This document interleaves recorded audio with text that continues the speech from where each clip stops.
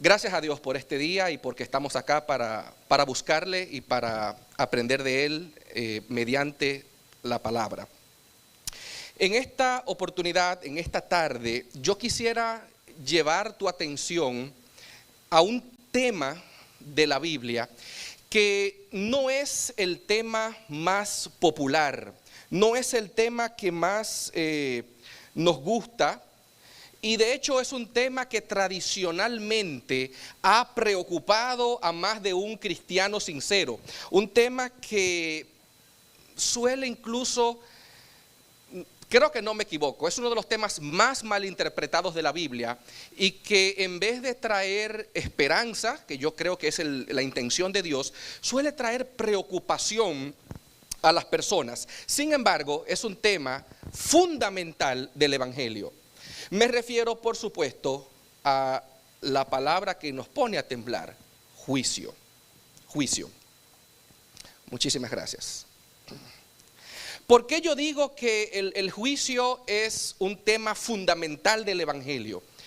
Hay un versículo que no es el que vamos a estudiar, pero sí quisiera comenzar con él. Apocalipsis capítulo 14, versículo 6.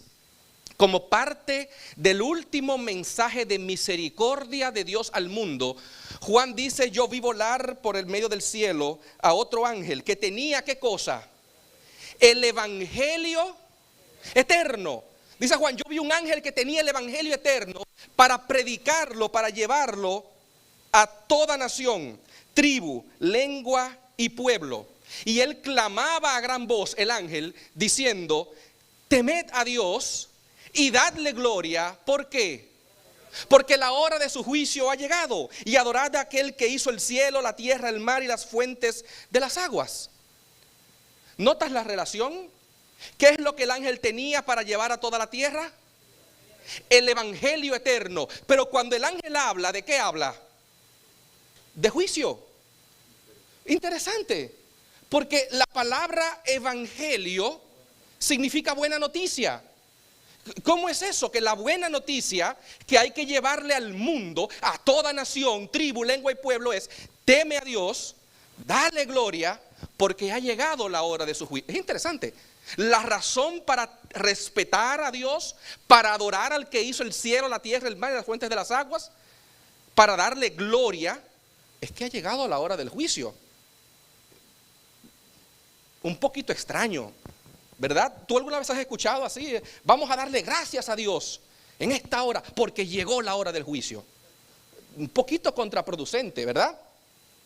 Y les voy a explicar por qué lo digo. Si todos los que están aquí son adventistas, me van a entender. Y los que me están viendo por las redes. Si usted no, bueno, voy a hacer la aclaración para el que no sea adventista. Los adventistas del séptimo día creemos en la inmortalidad condicional del alma. Nosotros creemos que el ser humano puede llegar a ser inmortal siempre y cuando cumpla con las condiciones que Dios le ha establecido. En el caso de Adán y Eva, la condición era obediencia y no coman de ese árbol. Como ahora mismo el ser humano pecó, no es inmortal. Y como resultado creemos en lo que se llama el aniquilacionismo. Suena feo, pero lo que significa es que Dios va a destruir el mal. No que lo va a poner en cuarentena en un infierno por miles de años. No. Destrucción total. Es lo que creemos.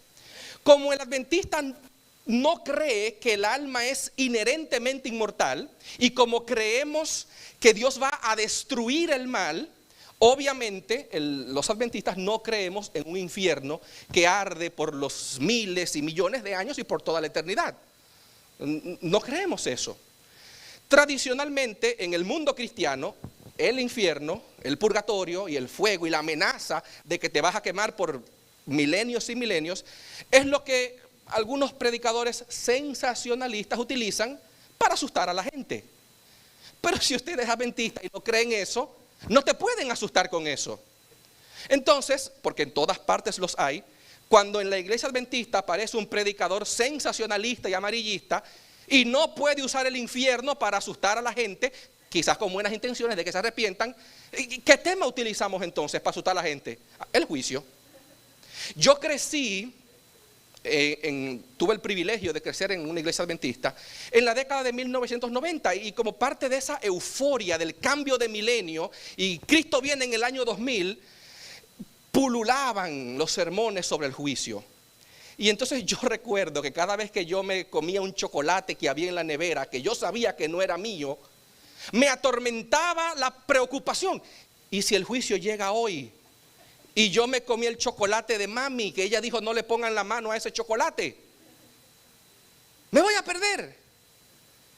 Y en más de una oportunidad yo llegué a tener sueños incluso preocupantes de que llegaba la hora del juicio de Dios y yo no estaba listo. O yo estaba en una situación dudosa. ¿Me están entendiendo? Ese es el tema del juicio. En mi país le dicen el cuco. Es el monstruo para darle miedo a las personas. Para que, por supuesto, con buenas intenciones, para que tú te arrepientas, pero hay que asustarte un poquito. Pero curiosamente la Biblia dice que la razón para darle gracias a Dios es el juicio. Yo quiero que analicemos un poquito hoy ese tema a la luz de un capítulo de la Biblia. Pero antes de abrir el capítulo de la Biblia, yo quisiera dejar un detalle claro en tu mente.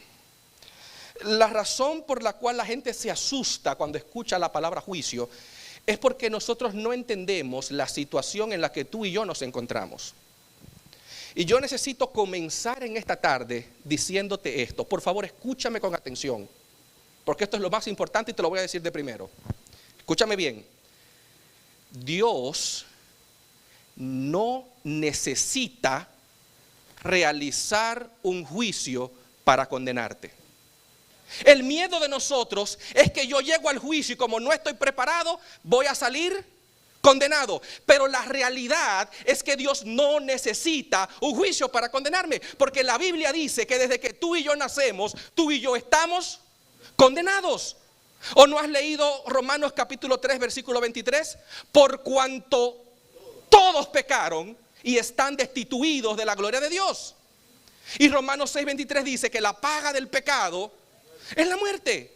Así que por favor métete esto en la cabeza. Dios no necesita llevar a cabo un juicio, gastar tiempo, dinero, si hay dinero en el cielo, recursos, molestar a los ángeles. Dios no tiene que hacer un juicio para condenarte. Ya tú estás condenado. Así que si el juicio no es para condenarte, tiene que tener otra finalidad. Vamos a ponerlo de esta manera. Otro ejemplo. Voy a ponerte dos ejemplos, el A y el B, y tú vas a decirme cuál tú crees que es la situación del ser humano con respecto al tema del juicio. Ejemplo A. Tú estás en tu casa preparando desayuno y alistando a los niños a la escuela. No tienes infracciones de tráfico, no tienes una demanda pendiente, no tienes una demanda de paternidad y manutención pendiente.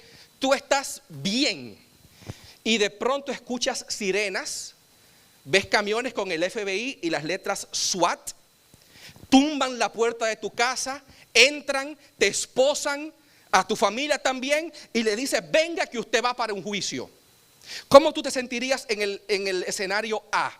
¿Contento de que llegó el juicio o asustado de que llegó el juicio? Asustado, porque tú sabes que tú no le has hecho mal a nadie. Escenario número B. Tú estás en una cárcel de máxima seguridad federal esperando la pena de muerte.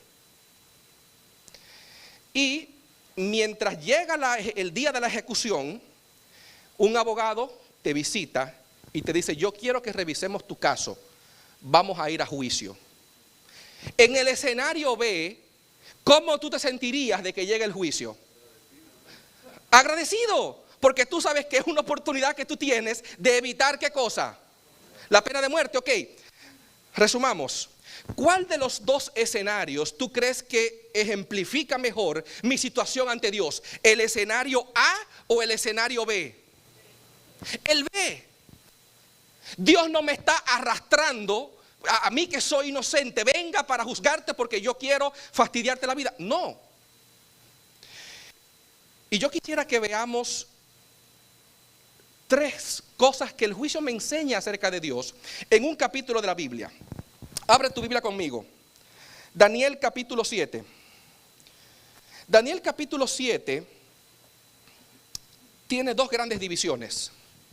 Los primeros 14 versículos relatan una visión que Daniel tuvo. Y luego, desde el versículo 15 hasta el 28, que son 13 versículos, está la interpretación de esa visión que Daniel vio. Así que yo quiero invitarte a que analicemos un poquito la visión que Daniel tuvo y qué me enseña eso acerca de la misericordia de Dios y del amor de Dios para cada una de sus criaturas. Daniel capítulo 7, versículo 1, dice la palabra de Dios: en el primer año de Belsasar, rey de Babilonia, Daniel tuvo ¿qué cosa? Un sueño, y visiones de su cabeza vinieron mientras estaba en su lecho. Luego escribió el sueño y relató lo principal del asunto. Antes de meternos de cabeza en el estudio de la Biblia, yo quisiera una pequeña nota histórica. Daniel me dice en qué momento de su vida, en qué año, en qué fecha él tuvo este sueño. ¿Cuál es la referencia histórica, cronológica? ¿Cuándo tuvo Daniel este sueño? ¿En el qué? En el primer año de Belsasar, rey de Babilonia. Ustedes conocen que Daniel, cuando llega a Babilonia, estaba gobernando Nabucodonosor. Y Daniel vio cómo el imperio babilónico ascendió a la gloria y luego cayó y fue conquistado por el imperio de los medo-persas en el año 539 a.C. Me llama mucho la atención que Daniel coloca la fecha de su visión en el año primero de Belsasar, porque Nabopolassar y Nabucodonosor, padre e hijo respectivamente, habían creado un imperio, de verdad un imperio mundial. Habían derrotado a los asirios, conquistado toda Palestina, y a Egipto lo tenían a raya, bien asustadito y bien controladito. Pero como pasa en todas las sociedades, pasó con los romanos, pasó con los griegos, un famoso pensador dijo que los tiempos malos producen hombres fuertes. Los hombres fuertes producen tiempos buenos. Los tiempos buenos producen hombres suaves. Y los hombres suaves producen tiempos malos. Y el ciclo vuelve y se repite. Y si a usted le gusta la historia de este país, adivinen en qué momento estamos. No es el tema de hoy, pero solo quería decirlo. Lo mismo pasó con Babilonia. La crueldad de los asirios hizo que se levantaran reyes fuertes como Nabucodonosor, que conquistó y que formó un imperio. Pero después que Nabucodonosor forma el imperio, entonces empieza a decaer. Y cuando muere Nabucodonosor, una serie de reyes débiles y blanditos le sucedió en el trono. Los historiadores dicen que el último rey de Babilonia se llamó Nabonido. Y es interesante porque los estudiosos de la historia dicen que Daniel está hablando mentira, porque en los registros babilónicos no aparece ningún rey llamado Belsasar. El último rey de Babilonia fue Nabonido. Pero en el siglo pasado, siglo XX, 1900, no recuerdo la fecha exacta, pero se descubrió una carta que el rey Nabonido, el último rey de Babilonia, escribió, donde él dice: yo me voy a Tema, en Arabia, a adorar a la diosa Luna, y yo voy a dejar mi reino en manos de mi hijo. Y en esa carta el rey le ora a sus dioses para que protejan a su hijo Bel-Ushur. Otra forma de pronunciarlo pudiera ser Belsasar. Por eso en el relato de Daniel capítulo 5, Belsasar promete que al que pueda leer la imagen de la inscripción de la pared, se le va a poner un collar de oro y va a ser declarado el tercero en el reino, porque Belsasar era el segundo. Su papá estaba vivo, pero estaba a miles de kilómetros orando, estaba ya en retiro espiritual. Así que, y yo quiero que tú anotes esto y le pongas un asterisco en tu mente, porque al final lo vamos a utilizar. Daniel comienza la visión diciéndome: en el primer año de Belsasar como rey. Pero Belsasar no era el rey. Belsasar era el hijo del rey. El rey se va y le entrega el reino ¿a quién? A su hijo. ¿Podemos guardar eso ahí en la parte de atrás de la cabeza para ahorita? Daniel comienza cuando un padre le entrega el reino ¿a quién? a su hijo. ¿Lo pueden guardar en la memoria, por favor? ¿Con qué comienza Daniel capítulo 7? Un padre que le entrega el reino a su hijo. Por supuesto, ustedes saben que el hijo es un inepto y deja perder el reino, ¿verdad que sí? Ok, guárdenmelo ahí por favor porque lo vamos a necesitar para la conclusión del sermón. Ahora sí, cerramos el paréntesis histórico. Daniel dijo, Daniel capítulo 7, versículo 2. Miraba yo en mi visión de noche y vi que los 4 vientos del cielo combatían en el gran mar, y 4 bestias grandes, diferentes la una de la otra, subían del mar. La primera era como un león, tenía alas de águila. Yo estaba mirando hasta que le fueron arrancadas las alas. Fue levantada del suelo y se puso enhiesta sobre sus pies, a manera de hombre, y le fue dado corazón de hombre. Vi luego una segunda bestia, semejante a un oso, la cual se alzaba más de un costado que del otro. En su boca, entre los dientes, tenía 3 costillas, y se le dijo: levántate y come mucha carne. Después de esto vi otra semejante a un leopardo, con 4 alas de ave sobre sus espaldas. Esta bestia tenía 4 cabezas y le fue dado dominio. Después de esto miraba yo en las visiones de la noche y vi la 4ª bestia, espantosa, terrible y en gran manera fuerte, la cual tenía grandes dientes de hierro, devoraba y desmenuzaba, pisoteaba las sobras con sus pies, y era muy diferente de todas las bestias que yo había visto antes de ella, y tenía 10 cuernos. Mientras yo contemplaba los cuernos, otro cuerno pequeño salió entre ellos, y delante de él fueron arrancados 3 cuernos de los primeros. Este cuerno tenía ojos como de hombre y una boca que hablaba con gran insolencia. Estuve mirando hasta que fueron puestos tronos, y se sentó un anciano de días. Su cabeza era blanco, su vestido era blanco como la nieve, el pelo de su cabeza como lana limpia. Su trono llama de fuego, y fuego ardiente las ruedas del mismo. Un río de fuego procedía y salía de delante de él. Miles de miles le servían, y millones de millones estaban delante de él. El juez se sentó y los libros fueron abiertos. Yo entonces miraba a causa del sonido de las grandes insolencias que hablaba el cuerno. Y mientras yo miraba, mataron a la bestia, y su cuerpo fue destrozado y entregado para quemarlo en el fuego. También a las otras bestias les habían quitado su dominio, pero les habían prolongado la vida por un poquito de tiempo.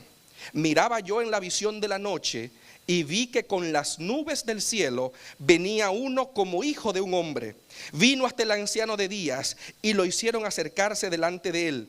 Y le fue dado dominio, gloria y reino, para que todos los pueblos, naciones y lenguas lo sirvan. Su dominio es dominio eterno, que nunca pasará, y su reino es uno que nunca será destruido. Esa fue la visión que Daniel vio. Si tú te fijas, la visión también está dividida en 2 partes. Algo que pasa en la tierra y algo que pasa en el cielo. Yo sé que hay muchas personas que les gusta estudiar, y un estudio profundo, y entonces, ¿y qué significa todo esto? Y un león, y un oso, y un leopardo, y una bestia, y un cuerno, y entonces un hijo, y un anciano, y un trono. Para yo curarme en salud, vamos a leer antes de avanzar, Daniel capítulo 7, porque Daniel, intrigado, va y le pregunta a una de las personas. Y entonces la persona le explica lo que significa la visión. Versículo 17. Estas 4 grandes bestias son ¿qué cosa? 4 reyes que se levantarán sobre la tierra. Después recibirán el reino, ¿quiénes? Los santos del Altísimo, y poseerán el reino hasta el siglo, eternamente y para siempre. Yo sé que a muchos les gustaría que yo empiece ahora a explicar que si este color, que si esto. Bueno, a Daniel, cuando Daniel preguntó, le dijeron: lo que esto significa es que habrá 4 grandes imperios y luego el reino será de los hijos de Dios. Y como esa interpretación fue suficiente para Daniel, para mí está bien también hoy. Así que no quiero que nos perdamos ahora analizando cada mínimo detalle. Eso no es lo importante. Hay 3 cosas que esta visión me enseña acerca de Dios y de su carácter y del juicio que Dios hace. Número 1, el cielo y la tierra están más cerca de lo que tú y yo nos imaginamos. Nota cómo en esta visión hay una especie de movimiento. Daniel comienza diciendo: yo vi vientos, mares y bestias que subían de la tierra. ¿Tú recuerdas algún otro pasaje de la Biblia donde había viento, mar, tierra? Se parece como que a Génesis capítulo 1. La tierra estaba desordenada, vacía, las tinieblas sobre las aguas, el Espíritu de Dios se movía sobre las aguas. Daniel está poniéndome la mente en ese escenario caótico antes de que Dios organizara el mundo. Y de ahí Daniel ve que suben las bestias, 4 bestias, y la cuarta diferente con un cuerno que habla insolencias. Fíjate cómo las 4 bestias, dice Daniel, bueno, le dice el ángel, que representan 4 reyes. Pero hay una especie de movimiento que los estudiosos le llaman un movimiento vertical. La primera parte de la visión es algo que pasa aquí en la tierra. Pero al final de la visión aparece un personaje que se le dice un cuerno pequeño. Y este cuerno, dice la Biblia, que habla con arrogancia. ¿Contra quién? Contra Dios. De inmediato, Daniel está mirando lo que pasa aquí en la tierra y su atención ahora se levanta ¿hacia dónde? Hacia el cielo. Se pusieron tronos, se sentó un anciano, un gran tribunal con miles y millones de personas. El juez se sienta y los libros se abren.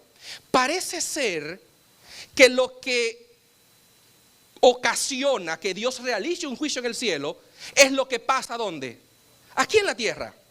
Luego cuando Daniel ve la escena del juicio, el juez se sienta, los libros se abren. Cuando los libros se abren, la atención de Daniel, que está en el cielo, vuelve ahora ¿hacia dónde?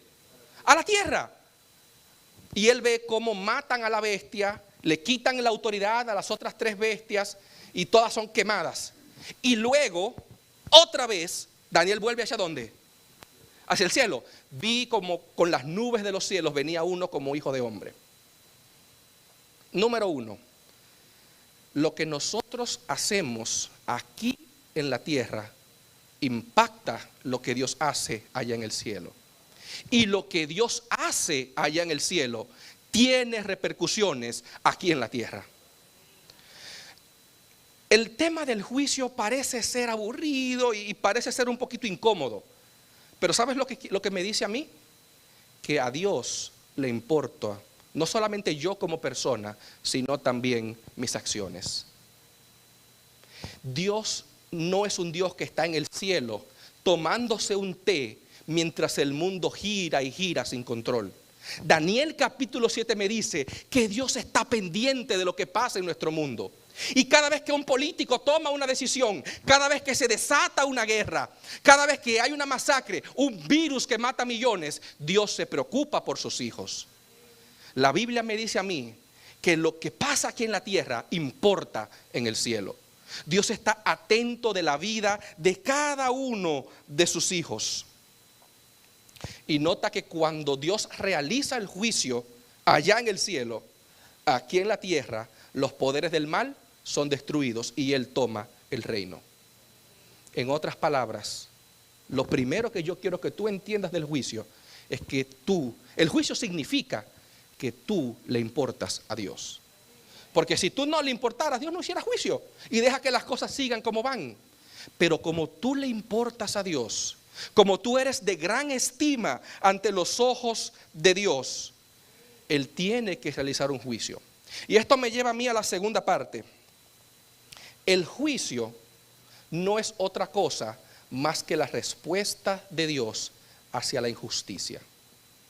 Vivimos en un mundo donde se ha puesto muy de moda la palabra bullying, el acoso. Estas personas que te hacen sentir mal por tu origen, por tu idioma, por tu color de piel, por tu estatus social, por la ropa que vistes, por el carro que manejas o por la forma en la que te expresas, por cualquier razón. Y hoy en día nuestra cultura, gracias a Dios, está rechazando esta forma de actuar. Y le decimos no al acoso, no al bullying. No molestes al niño que tiene 5 libras más que tú. O no molestes a la niña porque viste de una manera que a ti no te gusta. Dios también es así. ¿O qué tú crees? ¿Que a ti te va a molestar lo que le pasa a tu hijo, a tu hermano, a tu primo, y a Dios no le va a importar lo que le pasa a sus hijos? A Dios le importamos tanto que Él no puede ver a sus hijos sufrir. Es interesante que esta no es la primera vez que Daniel tiene una visión donde él ve 4 imperios y luego un reino celestial. Daniel se estrenó como profeta interpretándole el sueño a Nabucodonosor. Ustedes recuerdan, ¿verdad? Daniel capítulo 2, que el rey ve un sueño y nadie le puede decir lo que significa, y Daniel sí. Cuando Dios le muestra al rey 4 imperios y un reino celestial, ¿qué símbolo usa para el rey que es pagano? Metales, una estatua, oro, plata, bronce, hierro y hierro mezclado con barro y una piedra. Bastante insignificante, ¿verdad que sí? Pero cuando Daniel ve la misma visión, la misma secuencia de 4 reinos terrenales y un reino celestial, Daniel no ve metales, Daniel ve bestias. Porque lo que para el rey pagano es algo cotidiano, común, para los hijos de Dios es algo que da miedo. ¿Me estás entendiendo? Para Nabucodonosor sí es normal, un imperio, cosa de toda la vida, y otro imperio que mata a este sí. Pero Daniel no, Daniel ve los mismos imperios, pero para él son bestias terribles que asustan. Daniel ve cómo estos poderes persiguen a los hijos de Dios. Pero cuando el juicio empieza su sesión, Daniel dice, ¿se abrieron? ¿Qué hay en esos libros? Es interesante que en los imperios de antaño, como no había computadoras, se guardaba registro de todo lo que pasaba. Y cuando venía un momento de crisis, se consultaba lo que estaba escrito en los libros. ¿Tú recuerdas cuando el rey Asuero hubo un atentado para matar su vida? En el libro de Esther, capítulo 2. Mardoqueo salva la vida del rey. ¿Y dónde anotan eso? En los libros. Cuando pasa el tiempo y hay una crisis que el pueblo de Dios va a morir por casualidad de la vida, qué coincidencia, ¿qué hace el rey? Búsquenme los libros. Y cuando abren los libros, ¿qué descubre él? Pero Mardoqueo me salvó la vida. Hay que premiar a ese hombre. La idea de que Dios guarda un registro en el cielo aparece en la Biblia. Abre tu Biblia rapidito. Un solo versículo te voy a compartir. Salmo capítulo 56, versículo 8. Mira lo que dice David, que guarda Dios en los libros del cielo. Mira lo que dice David, que Dios tiene anotado en los libros del cielo. Estoy leyendo la Nueva Traducción Viviente por si suena diferente a la que tienes ahí en tu teléfono. Dice David, tú llevas la cuenta de todas mis angustias y has juntado mis lágrimas en tu frasco. Has registrado cada una de ellas en tu libro. Dios tiene un libro en el cielo, dice David, donde están registradas nada más y nada menos que todas las injusticias que se han realizado contra sus hijos. Dice David, tú guardas mis lágrimas y mis tribulaciones, tú las anotas en un libro. Entonces cuando todas esas bestias arremeten contra el pueblo de Dios, Dios dice, no hay problema, yo, como decimos los dominicanos, yo te la estoy anotando, no te preocupes. Y entonces Daniel ve cuando el juez se sienta y dice, tráigame los libros, vamos ahora a pasar cuenta. ¿Qué es lo que hacen estos poderes que motiva a Dios a actuar? Rapidito, en Daniel capítulo 7, versículo 25, dice que cuando Daniel pregunta, ¿por qué está pasando esto? Le hablan de un poder, dice Daniel 7:25, hablará palabras ¿contra quién? Contra el Altísimo. Número 1, los poderes del mal blasfeman contra Dios, insultan a Dios con insolencia, con arrogancia, pero no se conforman con eso. A los santos del Altísimo, ¿qué hará? Quebrantará. Y número 3, pensará en cambiar los tiempos y las leyes. Daniel capítulo 2, versículo 20 y 21, cuando Daniel ve el sueño del rey, dice Daniel, sea bendito el nombre de Dios de siglos en siglos, suyos son el poder y la sabiduría. Él, Dios, Él muda los tiempos y las edades. Cuando este poder malvado blasfema contra Dios, número 1, quebranta a los hijos de Dios, y número 3, piensa en cambiar los tiempos y la ley, Daniel dice: pero yo te había dicho a ti en el capítulo 2 que el único que tiene el poder de cambiar los tiempos es Dios. Así que este poder se toma, no solamente habla contra Dios, no solamente maltrata a los hijos de Dios, sino que intenta tomarse prerrogativas que solo le pertenecen a Dios. Y Dios dice: eso no va a pasar. Así que cada vez que tú veas injusticia en el mundo, cada vez que tú veas que las cosas no salen como debieran salir, que los hijos de Dios son perseguidos, son maltratados, son insultados, recuerda, Dios está contando. Dios está anotando cada una, dice David, cada una de tus lágrimas, cada una de tus angustias están anotadas en los libros del cielo. Y el juicio es para Dios ajustar las cuentas de todas las veces que los poderes del mal te han hecho sufrir, cada vez que una enfermedad te ha arrebatado un ser querido, cada vez que la verdad ha sido pisoteada. Dios está anotando y Dios pasa cuentas. Lo tercero y último es que el juicio que es negativo para los poderes del mal, para los hijos de Dios, es positivo. Fíjate que en Daniel capítulo 7 se repite 3 veces una secuencia. Versículos 7 al 14, notamos cómo la cuarta bestia pisotea, rompe y desmenuza. Hay una opresión. Luego viene el juicio en el cielo, y en los versículos 13 y 14 el Hijo del Hombre recibe el reino. ¿Verdad que sí? Ok. Daniel capítulo 21. Daniel 7, 21. Dice Daniel 7, 21 y 22. Mira cómo se repite la misma secuencia. La misma secuencia. Versículos 21 y 22. Dice Daniel: y veía yo que este cuerno hacía guerra contra los santos del Altísimo y los vencía. ¿Hacía guerra contra quién? ¿Cómo se llama eso? Opresión. Hasta que vino ¿quién? El anciano de días y se hizo, ¿cómo se llama eso? Juicio. Y llegó el tiempo y los santos recibieron, ¿te das cuenta? Opresión, juicio y reino. Y otra vez vuelve a aparecer la misma secuencia. Versículos 25. Ya lo vimos, hablará palabras contra el Altísimo. A los santos del Altísimo, versículo 25, quebrantará. ¿Cómo se llama eso? Opresión. Versículo 26. Pero se sentará ¿quién? El juez y le quitará. ¿Cómo se llama eso?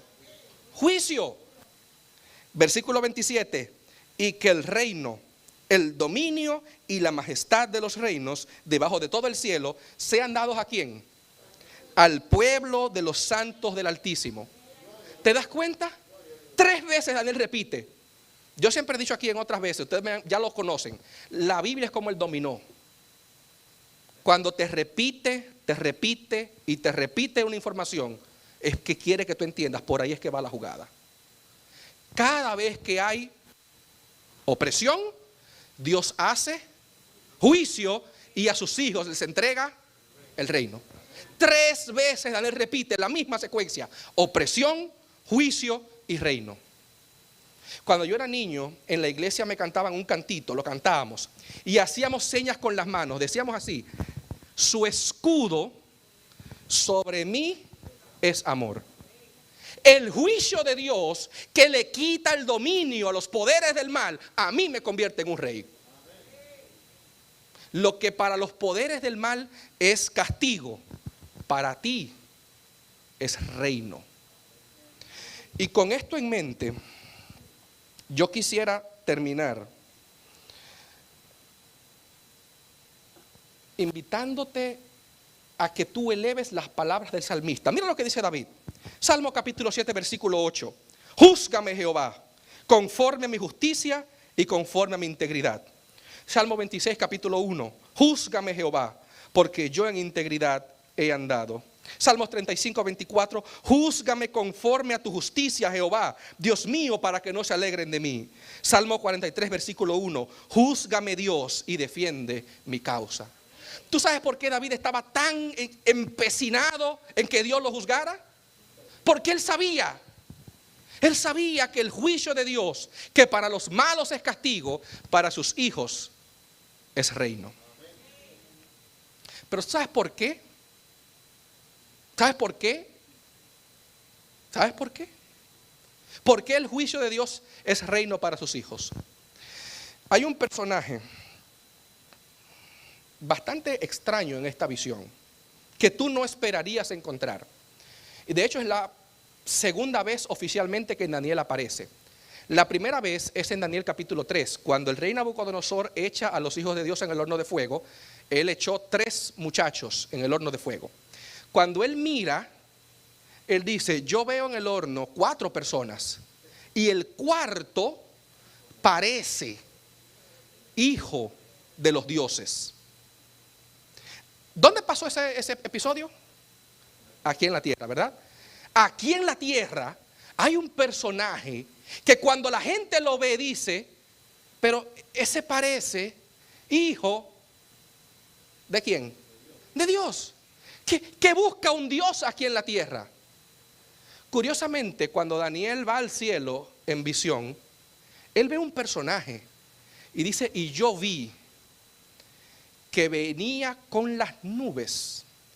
Cuando Dios se mostró a Israel en el desierto, ¿sabes qué símbolo usaba Dios para decir que estaba en el templo? Una columna de nube. Cuando Dios llenaba de gloria un lugar, se llenaba de una nube. Cuando Jesús se transfiguró ante sus discípulos, descendió sobre el monte una nube. En la Biblia, la nube acompaña siempre a Dios donde quiera que Dios va. Así que ahora Daniel en el cielo ve que venía con las nubes. ¿Quién tú esperarías que viniera con las nubes? ¿La nube acompaña siempre a quién? A Dios. Dios se manifiesta entre nubes. Pero cuando Daniel ve las nubes, dice, ahí viene Dios. Pero cuando él ve, ¿qué es lo que ve? Uno que parece hijo de qué. ¿Y el hijo de un hombre qué? Un perro, un gato, un caballo. ¿Qué es el hijo de un hombre? Otro hombre. Y Daniel presenta algo extraño.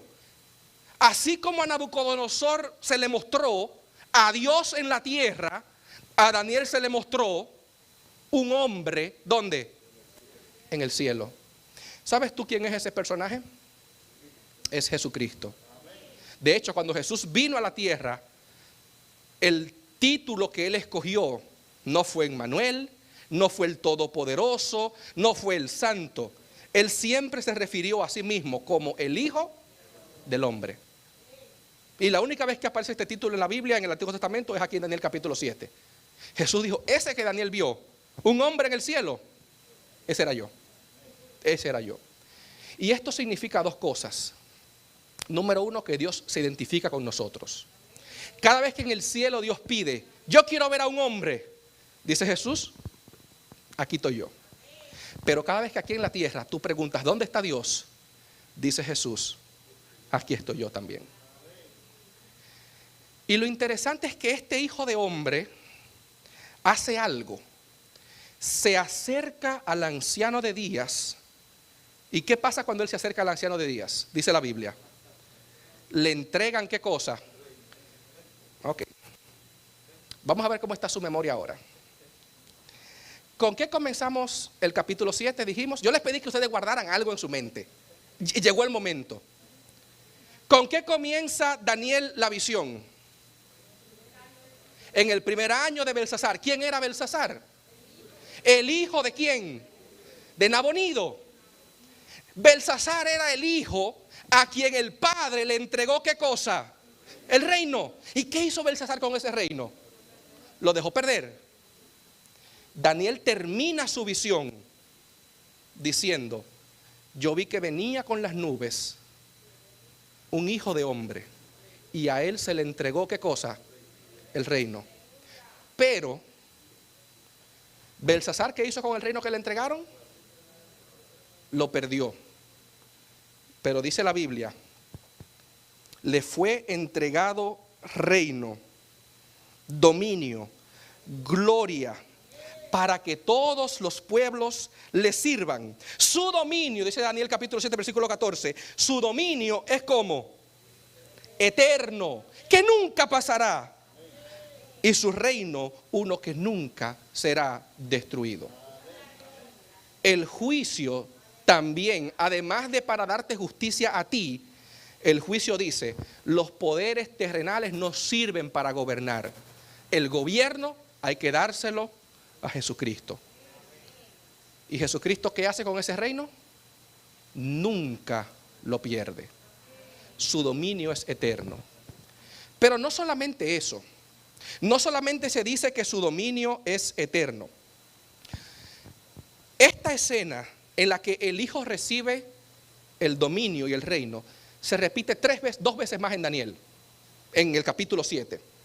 Leímos hace un momentito Daniel capítulo 7, versículo 17 y 18. Cuando Daniel pide que le expliquen la visión, porque él no la entendió, dice el ángel, estas cuatro grandes bestias son ¿qué cosa? Son reyes que se levantarán en la tierra. Después recibirá el reino el Hijo del Hombre. ¿Verdad que sí? Bueno, eso fue lo que él vio en la visión. Pero cuando el ángel le explica la visión a Daniel, ¿qué le dice? Después recibirán el reino, ¿quiénes? Los santos del Altísimo. Daniel capítulo 7, versículo 26. Pero se sentará el juez, hablando de los poderes del mal, le quitarán su dominio para que sea destruido, y que el reino, el dominio y la majestad de los cielos, de todo el cielo, sea dado. A ver, un momentico. En el versículo 14, ¿a quién se le entrega el dominio, el reino y la autoridad? Al Hijo del Hombre. Mira lo que dice Daniel capítulo 7, versículo 27. El dominio, la autoridad y el reino sea dado ¿a quién?